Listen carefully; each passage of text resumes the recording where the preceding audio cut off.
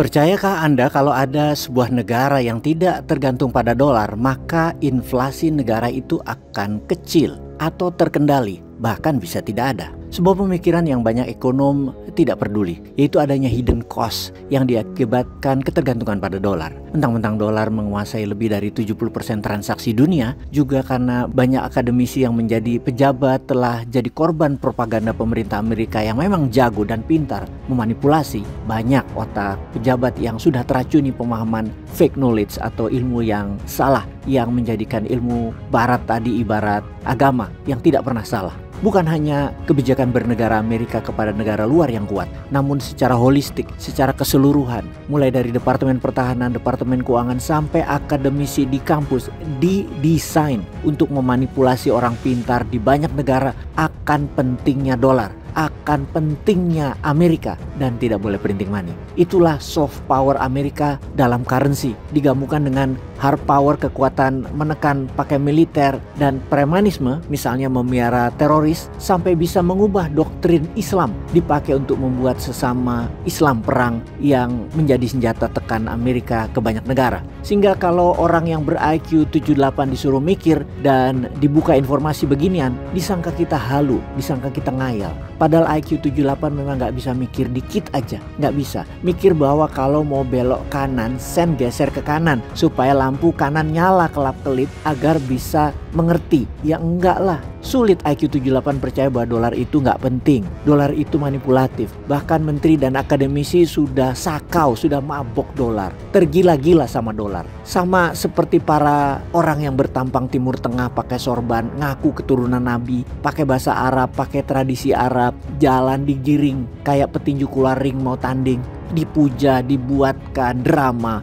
membuat kuburan, sumber dana. IQ 78 sangat mudah percaya janji surga sama para orang yang ngaku Habib tersebut, ngaku keturunan Nabi, menceritakan kehebatan nenek moyang mereka dan mengklaim surga sebagai milik mereka. Itu semua kampret penipuan, persis seperti dolar dibuat di propaganda. Yang herannya lagi, sewaktu mereka mengagung-agungkan sejarah cerita nenek moyang mereka yang sang keturunan Arab ini, bangsa pribumi, bangsa Melayu, suku Nusantara dianggap penyembah berhala, dijelek-jelekin. Kita nurut aja, kita percaya aja loh, takut nggak dapat surga. Bahkan mulai belagak niru seperti Arab-Arab itu pakai daster putih, orang pribumi yang otaknya dicuci sama budaya ke-Arab-Araban, padahal sekedar untuk dipuja-puja doang itu mereka pakai begituan. Malah mulai jadi corong promosi budaya Arab. Bukan Islam itu mah, itu budaya Arab yang ditekankan dan harus ikut gaya Arab agar masuk surga. Lah gila kan? Ini hidden agenda yang sebenarnya agar terlihat mulia, dan kalian yang IQ 78 kemudian memberikan uang kalian ke mereka, ujung-ujungnya selangkangan dan uang kalian diembat mereka.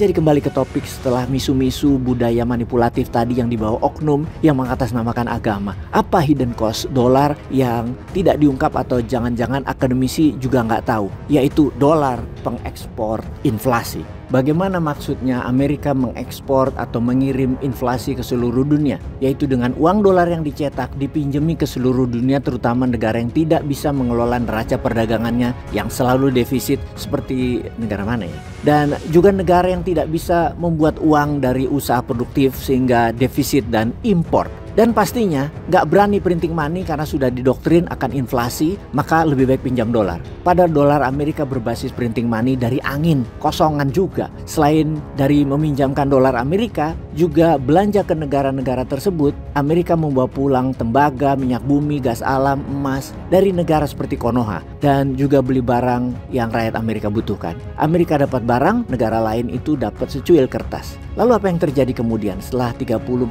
tahun kemudian, yaitu pada saat ini, di mana dolar menjadi tidak bernilai, yang membuat dolar mulai balik lagi ke Amerika, yang membuat Amerika oversupply dolar dan mulai inflasi, yaitu ketika banyak negara atau pejabat tinggi suatu negara mulai sadar bahwa selama ini mereka ditipu oleh dolar, dan banyak yang sudah sadar kecuali pejabat tinggi Indonesia, maka dolar mulai ditinggalkan, terutama oleh anggota BRICS. Di situ harusnya Indonesia mulai bergerak dan sudah tidak lagi bergantung pada dolar, tetapi bergantung pada produktivitas negara, tergantung pada manufaktur, tergantung pada nilai tambah barang mentah jadi barang jadi. Mulailah menjadi negara produsen, negara penghasil bahan-bahan turunan dari bahan mentah. Mulai juga ke arah high fashion, produk yang bukan hanya memenuhi kebutuhan primer namun juga kebutuhan kedua, sekunder, dan barang merah tersier. Kalau tanya dari mana uangnya, ya ada lah. Kan bisa printing money pakai jaminan nikel, jaminan tambang emas rakyat. Ini sekali lagi pertanyaannya, bisa nggak kita menghilangkan doktrin bahwa tidak semua Habib itu keturunan Nabi?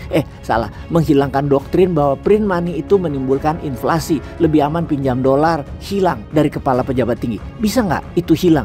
Jadi kita berani print money. Peace.